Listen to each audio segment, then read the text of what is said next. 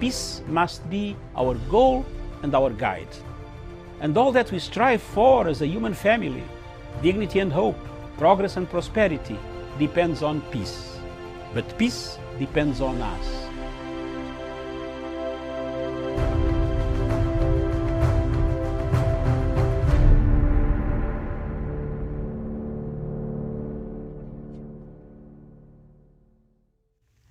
Good morning to you, and thank you so much for joining us. It is Friday, the 24th of September 2021. The show is Unfiltered, and my name is Miriam Ogutu.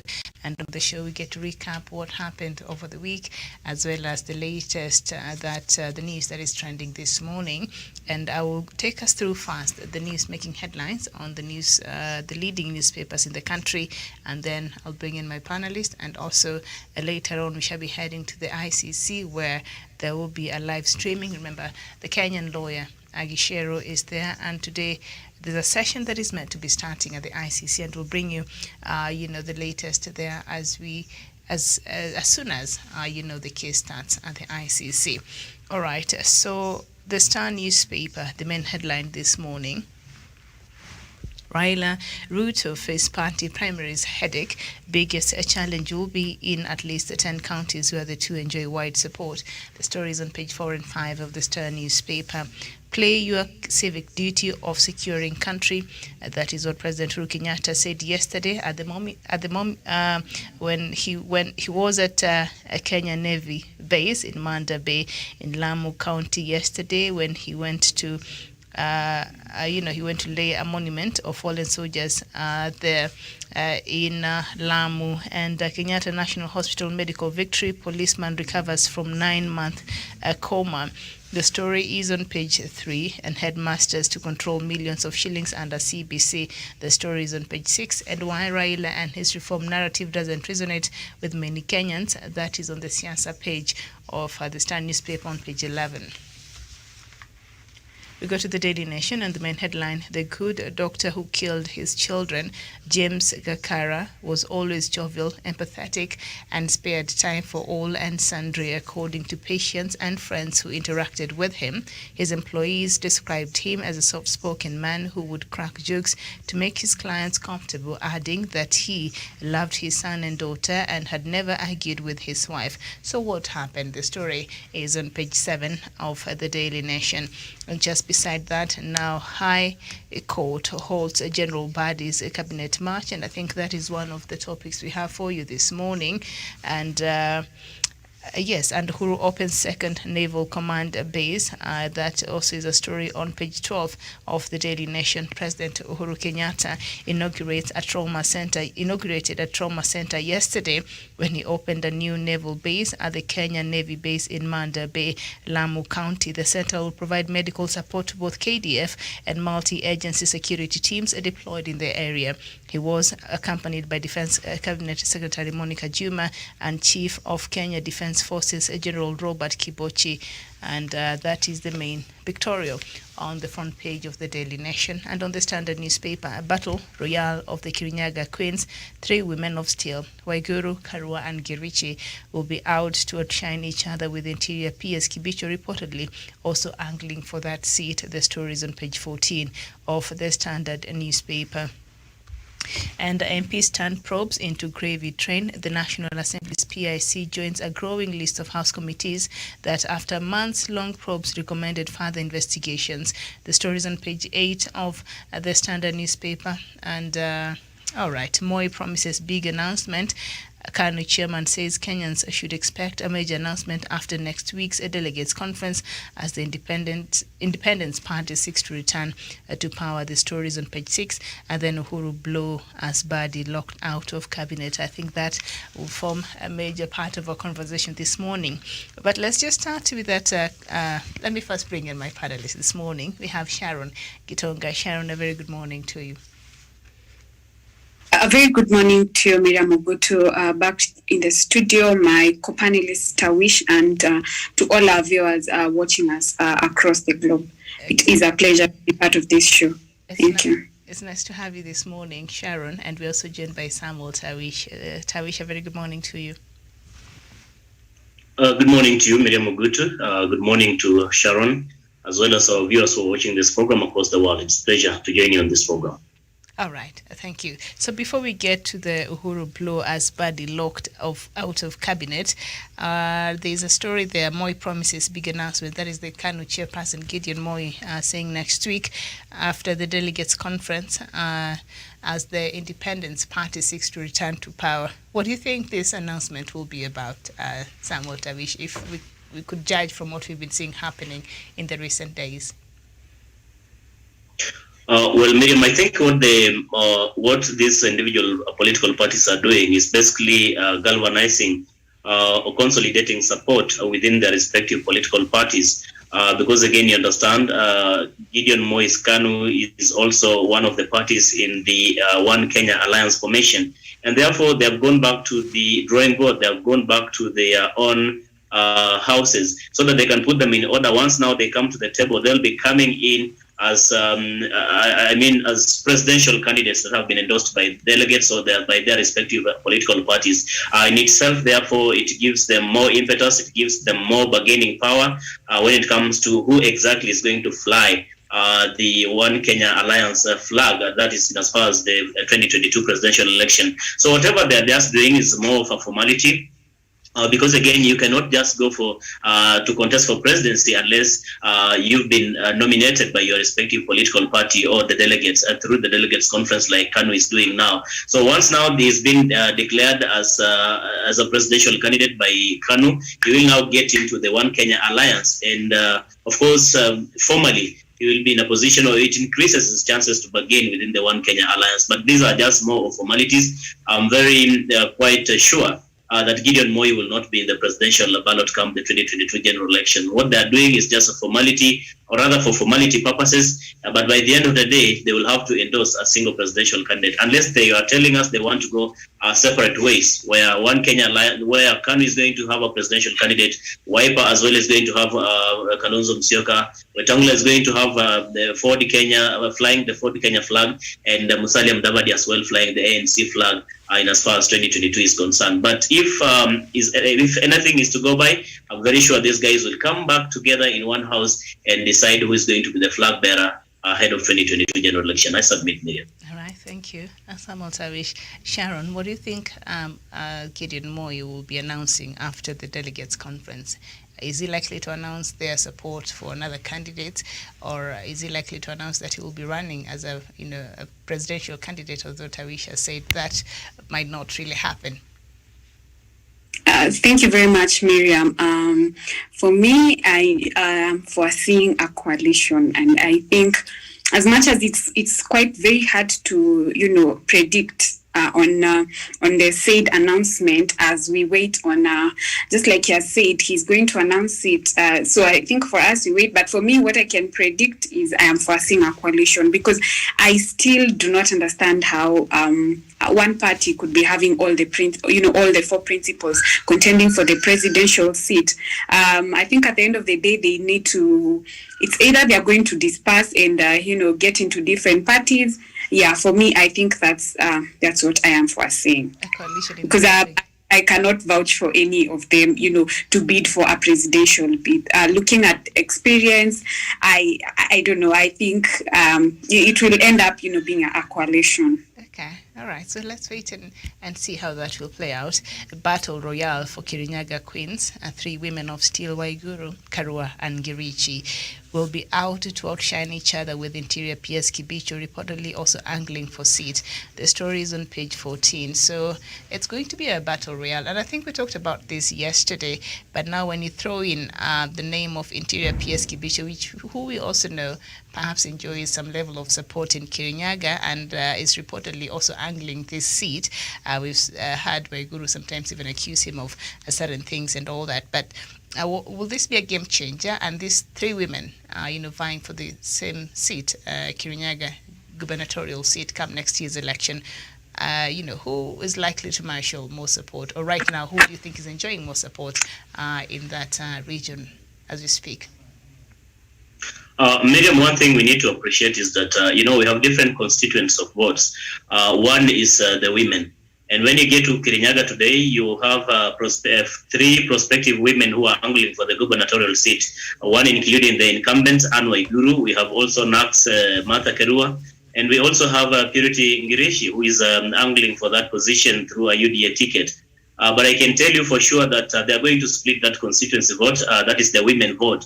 Because you can quite expect that a majority of women are going to be split amongst the three candidates really to vote for them, assuming maybe the majority of women in that particular county will want a woman to be their county governor or to retain the seat of the county governor. Now, if you're going to have all these women actually split the votes amongst the three of them, it gives another candidate, in this case, maybe Karanja Kibicho, an opportunity or an upper hand really to clinch that position. I mean, Karanja Kibicho has played his cards so well to a point that now you see Anne Waiguru isn't comfortable anymore being in the Jubilee Party because she understands with the coming in of Karanja Kibicho, chances are he's going to maybe win the nomination of the Jubilee Party, understanding his closeness with President Uhuru Kenyatta, and also on the merit ground, because I do not see how Karanja Kibicho cannot really qualify or win the nomination of the Jubilee Party. So he has managed to really push the incumbent Anne Waiguru, who was elected on a Jubilee ticket, to move into the UDA. And within the UDA, they are going to battle it out again with Ngirishi. And by the end of the day, we are likely going to see maybe either of these candidates really go as an independent candidate, maybe Anne Waiguru or Ngirishi, depending on who wins the UDA ticket. As for Martha Karua, she has her own party, and I do not think that she will be dissolving it to join any party. She has never done that even previously. She has joined as a coalition, or rather as a partner with other political parties, but again, she has never thought of dissolving her party, and I do not see her dissolving her NAK Kenya party as we head into 2022. So in itself, Miriam, it does really increase the chances of Karanja Kibicho or any other individual who will be coming in. But understand this question of party politics. Jubilee, of course, has a stronghold in that particular region. There's also the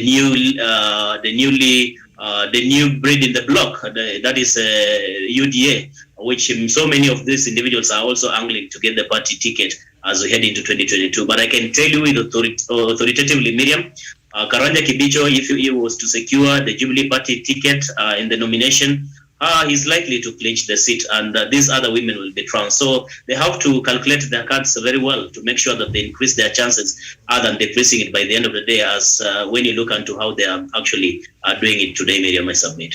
All right. And I'm afraid at this point I'd like to take us to the ICC, where there's a live streaming session, as I'd mentioned there earlier, the Kenyan lawyer. All right. Okay, so I'm told not yet, but we shall head over in a few minutes. So anyway, I'll just back to that question, Sharon, perhaps. These three very powerful women there, Waiguru, Karua, and Ngirishi, they'll be angling the same.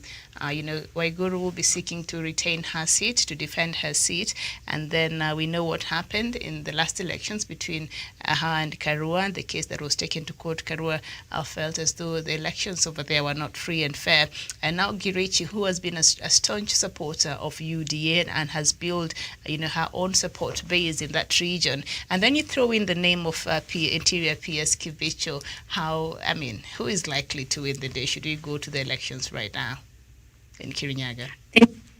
Thank you very much, Miriam. And indeed, it seems like, Kirinyaga is a hotbed of women leadership, which is also a good thing. But this is really going to be a very, a tough battle. But when I look at someone like Martha Karua, for me, she automatically, disqualifies. One, I think for her, if she really is serious about, about vying, I think she should leave the hotel politics and instead focus more on on the people, because at the end of the day it's people on ground who are going to determine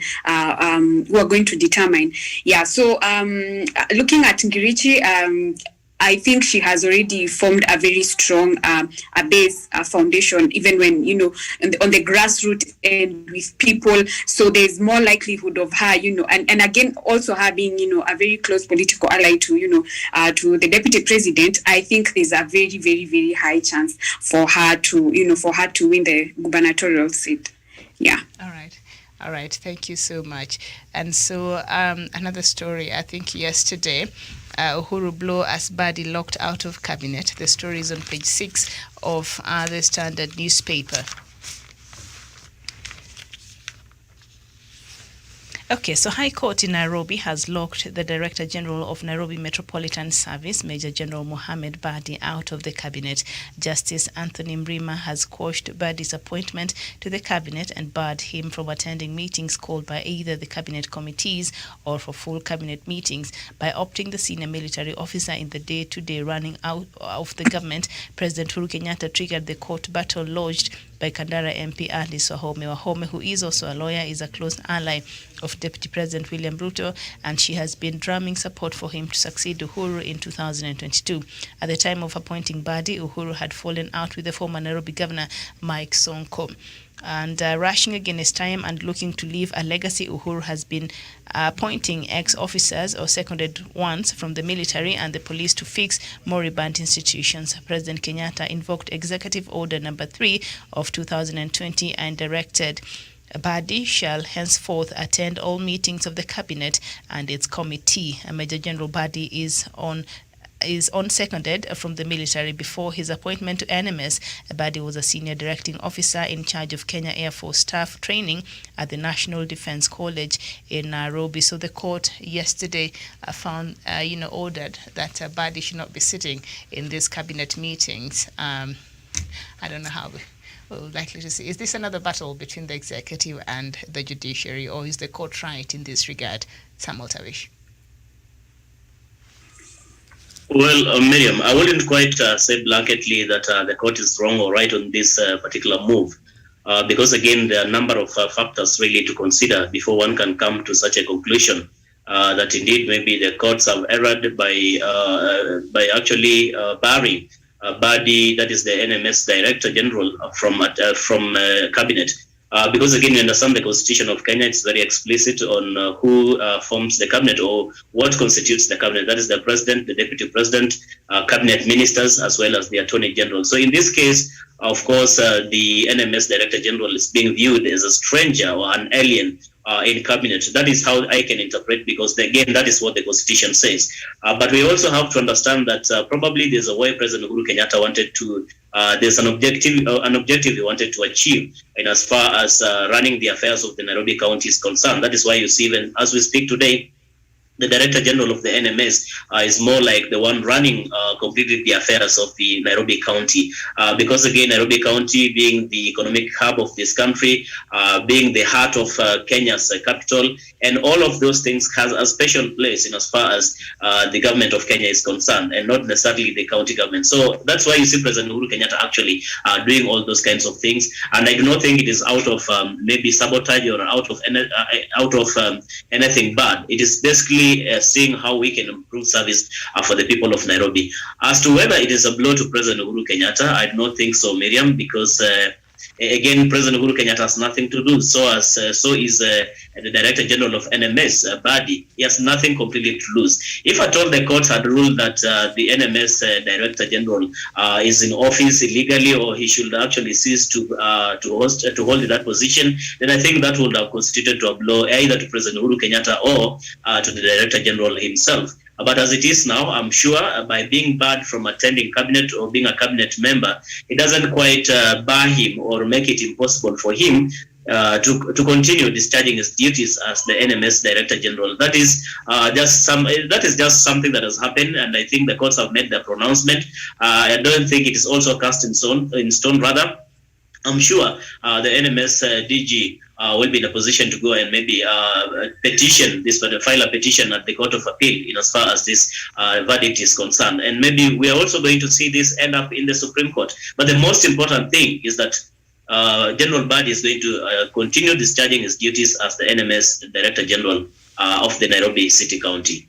I submit, Miriam. Okay, thank you so much. So what Wahome, who is also a lawyer, Alice Wahome, had petitioned the court to decide on is to not allow a Major General to sit in this cabinet. So if sitting in the cabinet is the problem, then it's not bad from this petition. It was not to bar him from doing what he's doing, right now in terms of heading the NMS. Now, let's just read on a little bit.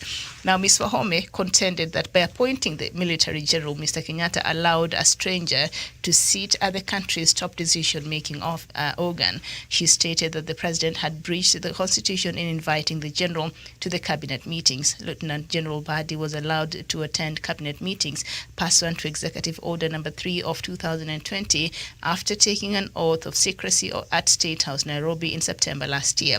However, the court ruled that the basis of his inclusion in cabinet is questionable.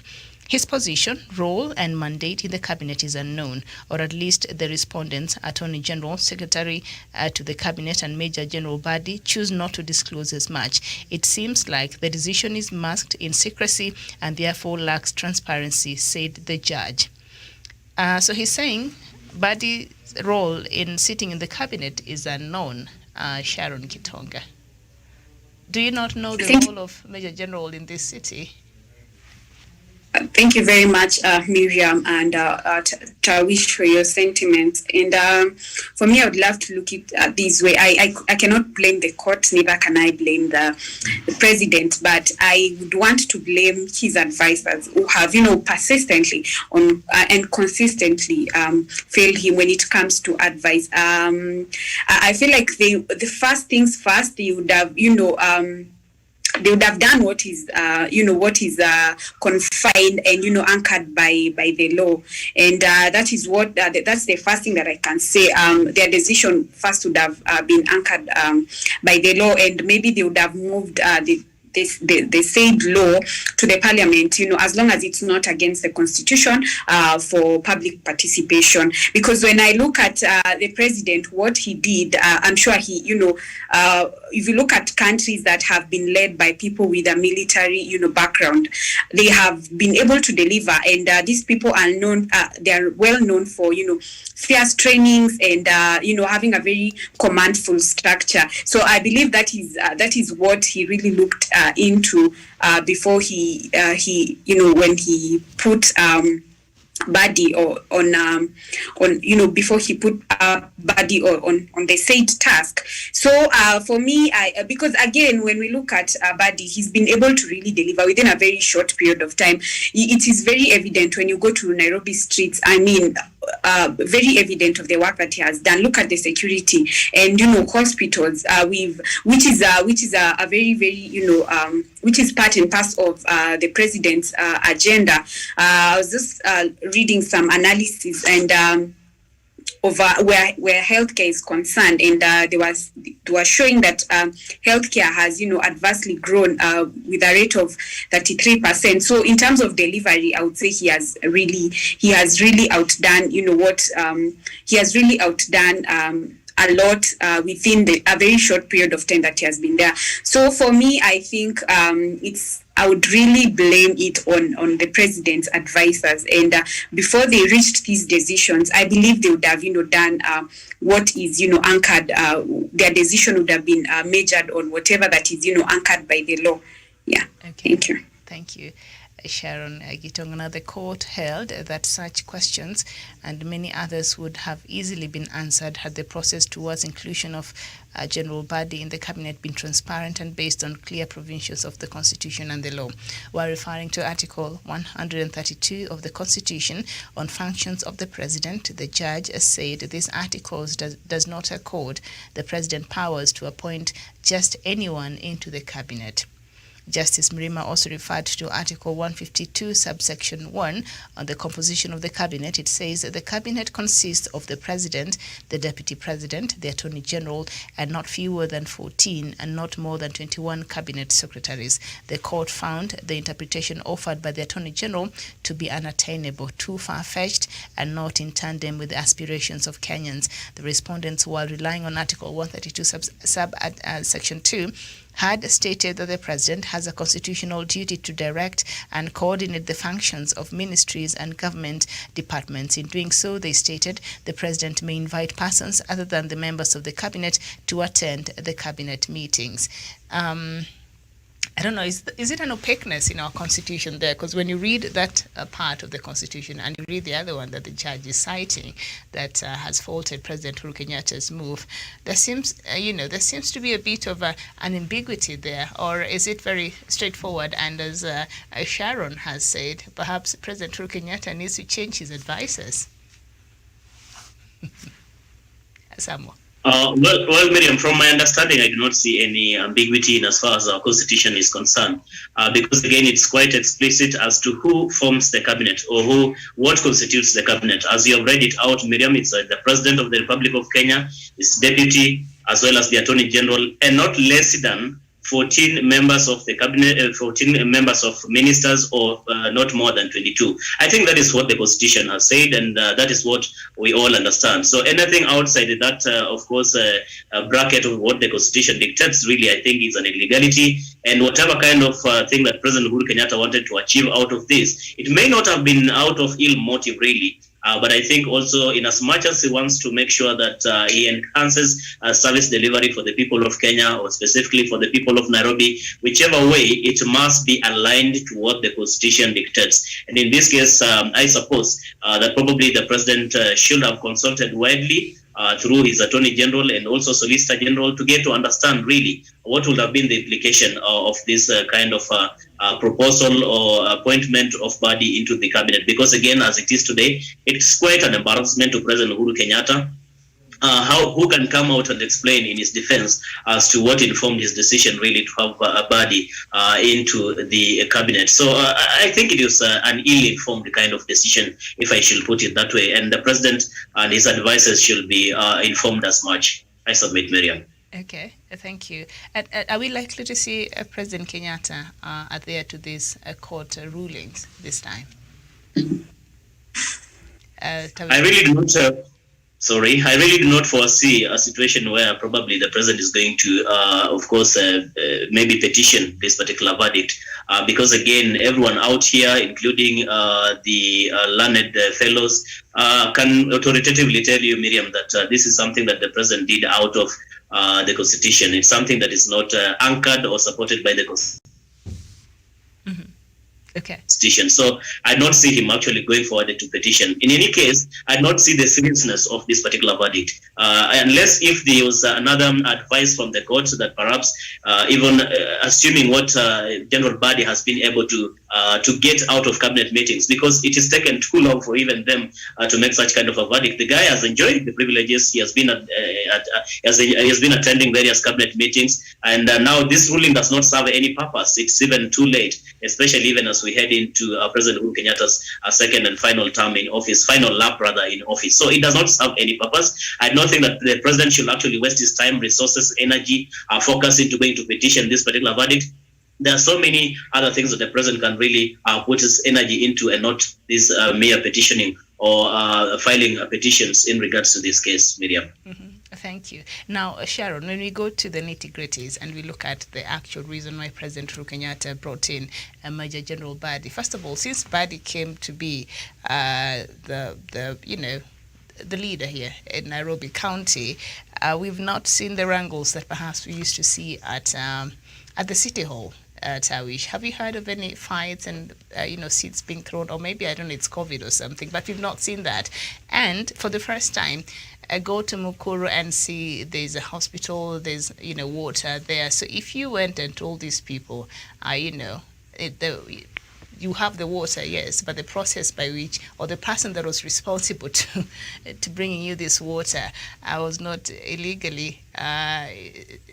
Sits illegal in that office, all right? So will they care about what the law says, or we have water, we have hospitals, our roads are being made, and we are good?